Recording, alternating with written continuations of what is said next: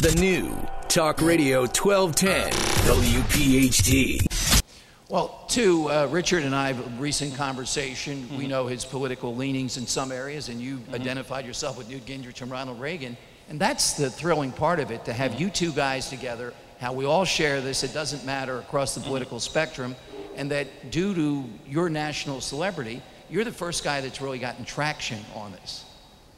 Yeah, it was astonishing to realize before I left for Oxford that there are actually about 50 civic missions in the country, all of whom recognize that we need to teach civics, and some of them had been around for 50 years and had no traction of any kind.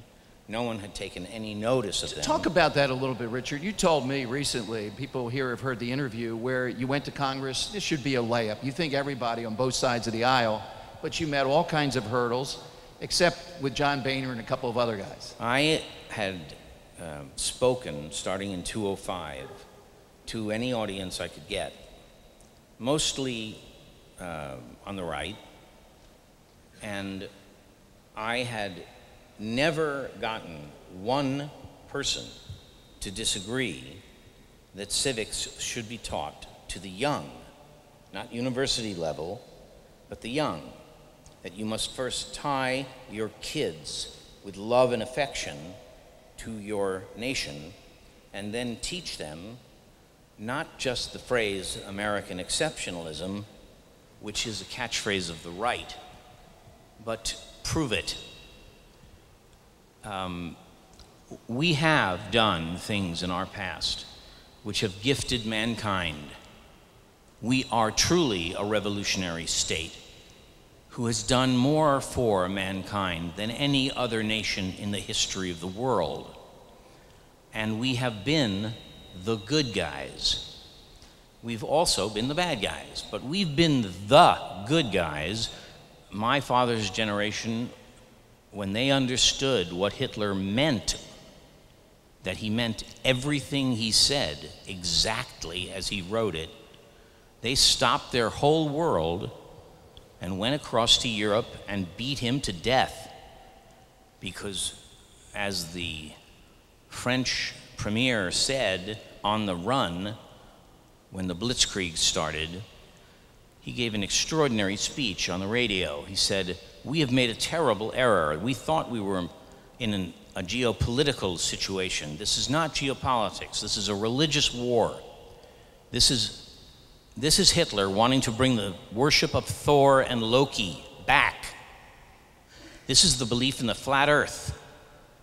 This is the belief in turtles holding up the earth all the way down into infinity. This is insanity." And that's why he described in 1940 how Slavs were being thrown onto the assembly line, worked to death, not fed, and when they died, thrown out.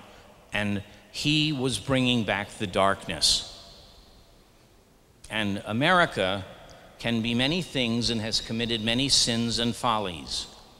But America, in its essence, is one of a handful of countries in history that has inherent meaning.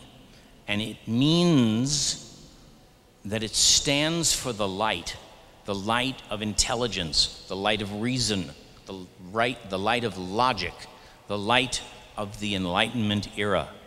And our founding documents are suffused with those values. And if you took a picture of the world, just to take a picture of the light and the dark, meaning intelligence versus stupidity, the world would be awash in darkness and blood and cruelty, except for the rarest of twinkles of light that were started here in Philadelphia. And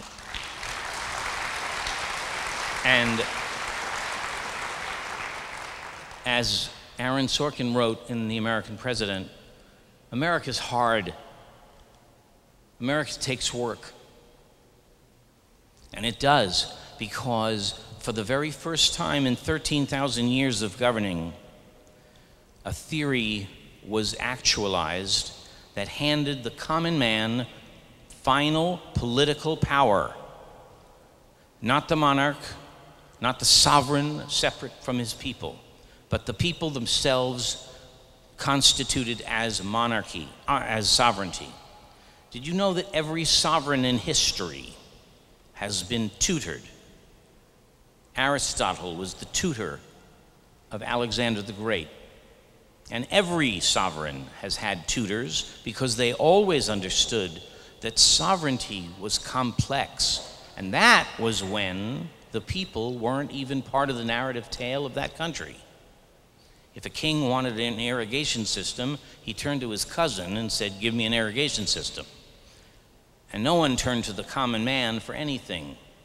And when the founders wrote, "We, the people," they themselves did not understand what Pandora's box they were opening.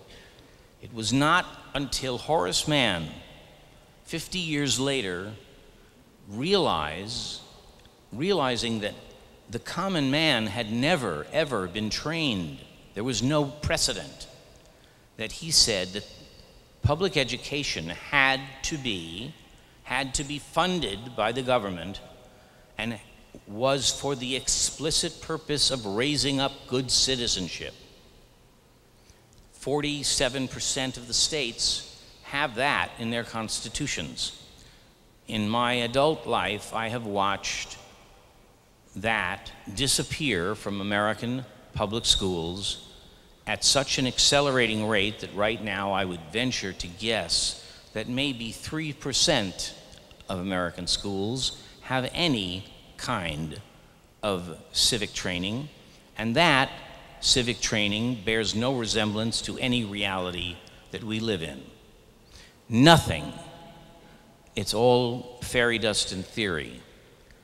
But no practical political power is taught, and I would say, whenever you hear me say the word civics, I know that civics is one of the 5 most boring words in history. Power, however, is not. And so what I'm trying to teach our young is the use in the real world of practical political power. All right, Richard Dreyfuss with us. The Dreyfuss Initiative will continue with Dom Giordano from the National Constitution Center. More coming up next, and we'll take some of your questions from Mr. Dreyfuss.